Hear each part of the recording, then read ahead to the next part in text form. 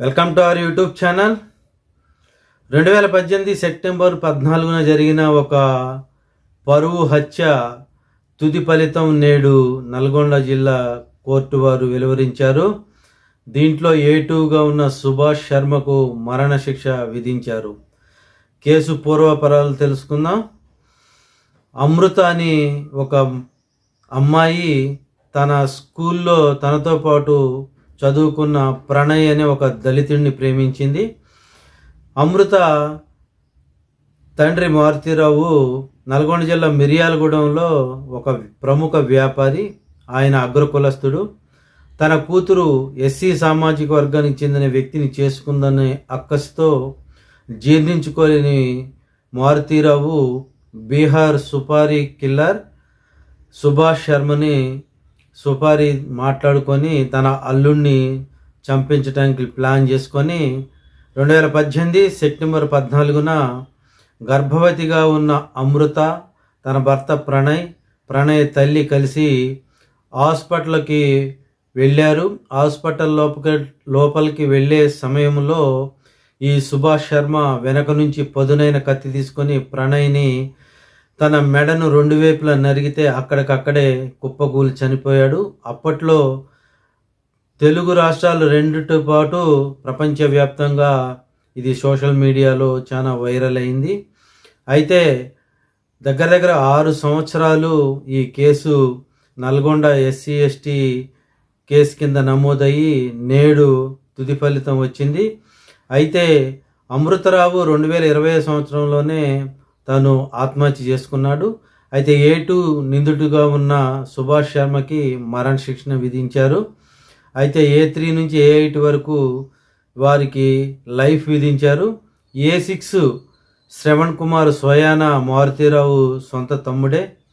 అయితే తీర్పు ఎంతో పకడ్బందీగా వెల్లడించినందుకు ప్రజలు మరియు ప్రణయ్ కుటుంబ సభ్యులు కూడా హర్షాన్ని తెలియజేశారు.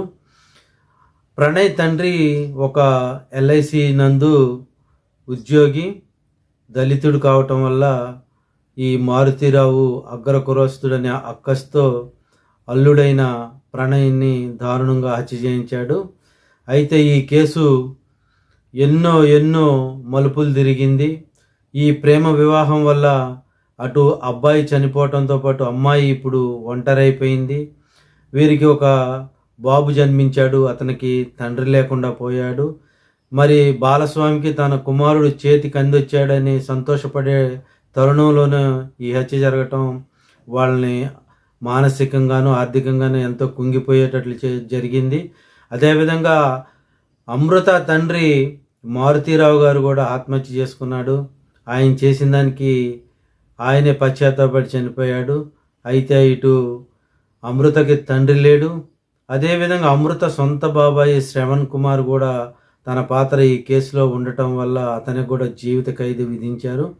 అయితే శ్రవణ్ కుమార్ కుటుంబ సభ్యులు కన్నీరు మున్నీరుగా తన తండ్రి శ్రవణ్ కుమార్ పాత్ర ఇందులో లేదని, కావాలని అమృత అతని పేరుని ఇరికించిందని మరి వాపోతున్నారు. ఏది ఏమైనా కూడా శ్రవణ్ కుమార్కి మరి హత్య జరిగే విషయం తెలుసు. అలాంటప్పుడు పోలీసు వారికి ఇన్ఫర్మేషన్ ఇచ్చినట్టయితే తను కేసులో ఉండకుండా ఉండేవాడే, ప్రణయ్ కూడా హత్యకు గురి కాకుండా ఉండేవాడే. ఫ్రెండ్స్, ఏది ఏమైనా కూడా ప్రేమ వివాహంలో ఆచితూసి అడుగేయాలి. అవసరమైతే ఇరు కుటుంబాలను ఒప్పించి చేసుకుంటే ఎవరికి ఏ హాని ఉండదు. మరి మీ సొంత నిర్ణయాలు తీసుకొని మీరు ఈ విధంగా ప్రేమ వివాహాలు చేసుకోవటం వల్ల ఇవాళ ప్రేమించిన యువకుడు, అదేవిధంగా అమ్మాయి తండ్రి, వాళ్ళ బాబాయి కుటుంబాలు 3 కుటుంబాలు చిన్న భిన్నమైనవి. కాబట్టి ప్రేమించుకునే ముందు అన్నీ ఒకసారి ఆలోచించుకొని మీరు ప్రేమలోకి దిగండి. ఇక పెళ్లి చేసుకునే ముందు తప్పనిసరిగా ఇరువైపు కుటుంబ సభ్యులను ఒప్పించి చేసుకోవటం వల్ల అందరికీ శ్రేయస్కరం ఉంటుంది. మరిన్ని మంచి విషయాలతో మళ్ళీ ఇంకో వీడియోలో కలుద్దాం. ఇప్పటివరకు నా ఛానల్ సబ్స్క్రైబ్ చేసుకోతే ప్లీజ్ సబ్స్క్రైబ్ చేసుకోండి. గంట బొమ్మను యాక్టివేట్ చేసుకోండి. నేను పెట్టే ప్రతి వీడియో కూడా మీకు రీచ్ అవుతుంది.